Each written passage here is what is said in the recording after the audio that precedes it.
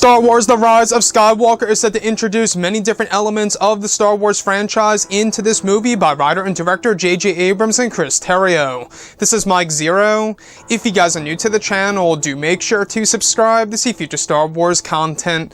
Now, what's really great about this film so far is that we do know that this movie is not only going to be the end of the sequel trilogy, but it's also going to serve as an ending of the entire Skywalker saga, as J.J. Abrams and Kathleen Kennedy confirmed over at Star Wars Celebration. They're not just treating this as the end of the sequels, but they are treating it as the ending of the past 8 movies. Now, these past couple of weeks or so, we've been learning a whole lot more about this film, and when it all comes down to one of the concept art descriptions, this is where things begin to get very exciting for the character of Ezra Bridger and the character of Rey as well in Episode 9. Specifically, a description of Rey inside of the Lost City, where it's described that she is walking through the Land of Warriors. It's described that Rey is using her ignited lightsaber as a way for her to light up the tunnel through her way to another section of the Land of Warriors, where she eventually comes across the statue of Ezra Bridger, where the statue is also referred to as the Savior of the Unknown.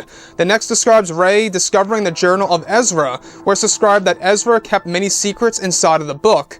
One of the pages that Rey goes through explains that Ezra felt a dark presence, that during his time in the Beyond, it's described in Ezra's journal that the dark presence was stronger than any other foe that he encountered during his lifetime.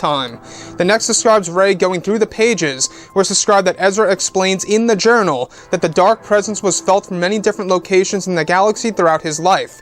So I want to go over a couple of parts about this. Now, we do know that J.J. Abrams and Chris Terrio, as well as Dave Filoni, they all got together for this movie during pre-production, during the writing of the script, in order to really keep the continuity of everything Star Wars in line within this actual franchise. That's exactly why J.J. Abrams had a lot of discussions with Dave Filoni, was that there's going to be Star Wars Rebels material that will be inserted into Episode 9, The Rise of Skywalker. Now, this is one of the biggest examples out there of the secret of Ezra Bridger, about inside the Journal of Ezra, which we went over a couple of weeks ago, and now we actually learn that inside of that journal, there is an explanation of this dark presence that Ezra felt during his time in the Beyond, as well as during his time in the Unknown Regions and other locations throughout the entire galaxy, and that this dark presence has been felt in many other locations throughout Ezra's life. So we do know that there is going to be a new villain in this movie, which is most likely going to be the actor Matt Smith portraying the character, and is going to be somewhat linked to Emperor Palpatine himself.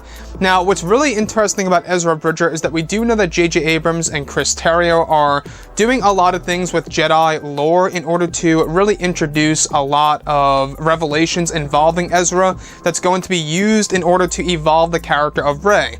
We do know that the Lost City in this film is going to serve as a very important piece of the movie, and not only that, we also know that Episode 9 is going to be connected to the new Star Wars trilogy by use of this Jedi and Sith lore, which is very clever by Disney and Lucasfilm, if I must say.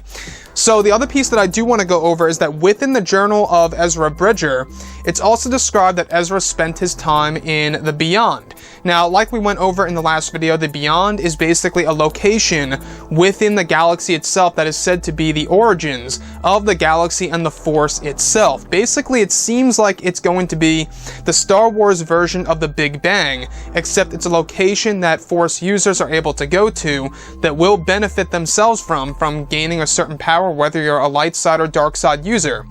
So this dark presence, guys, like I say, this dark presence was felt by Ezra Bridger throughout many different, years and different locations around the entire galaxy.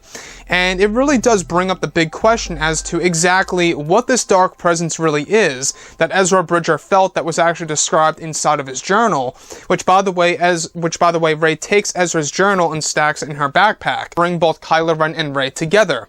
Now, this dark presence that is described in Ezra's journal could have very well be the same exact new villain that we have been going over that will make a major appearance in Star Wars Episode 9, The Rise of Skywalker. Like I say, we do know that the new villain is going to be a major role in this movie within the second and third acts of the film, more like the end of the second act leading into the third act, right? This new villain is said to have a 2-on-1 lightsaber duel at the very end of the film, which really does bring us way back to the prequel trilogy era. The last time we ever got a lightsaber duel like that was between, of course, both Count Dooku, we got, Obi-Wan Kenobi and Anakin Skywalker. We haven't seen anything like that since, and we even got a battle between the Jedi, Mace Windu, and Palpatine in Episode 3. So it's really nice to know that they are creating this dark presence that's going to be in this movie. Now, honestly, Ezra's journal explaining this dark presence is going to be used most likely as a way to build up, the mystery of exactly who this person really is in Episode 9, leading up until the ultimate reveal to who he really is, and of course the visuals of the character being inserted into the movie and him interacting with Kylo Ren and Rey in this movie. So what do you guys have to say about the new villain, and what do you guys have to say about Ezra Bridger's journal that is discovered by Rey within the Land of Warriors, which by the way is a location in the Lost City that holds many different statues of ancient Jedi as well. Anyways guys, drop a comment below, let me know what you think about all of this in the comments, and if you guys did enjoy the content for today, do make sure to drop a thumbs up on this video to support the channel. I thank you all so very much for the kind support, and I'll catch you guys next time.